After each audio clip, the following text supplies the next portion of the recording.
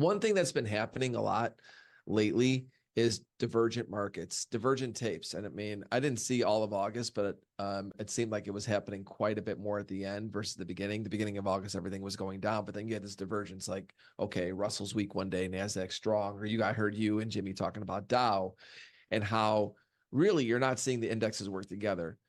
That's important. To me, that's the number one thing you look for when you're looking at the overall market environment. It's a simple thing that everyone can do. Compare apples to apples. What are the indexes doing on a daily chart? And when you look at them, compare them all with the same strategy, the same moving averages, the same way you develop support and resistance lines. Stay consistent across the indexes to understand where leadership is coming from, whether it's to the downside or to the upside.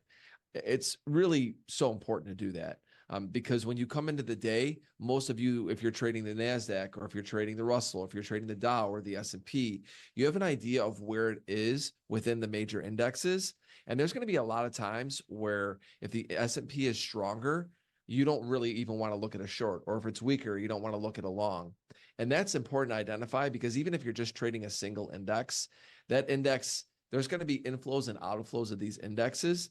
So in order to be a better executor of your strategy, you have to understand that. And just because you have a short-term strategy signal does not mean that you take every one every single time. You have to understand most of your success is going to come when the market's conducive to your strategy and you have the bigger picture going with your short-term trading. If you're fighting that, and you're fighting environments and you're fighting big picture trends, your short-term results are never going to be as good as they could be. And so that's extremely important. And that's how you really work top down when you're looking at charts.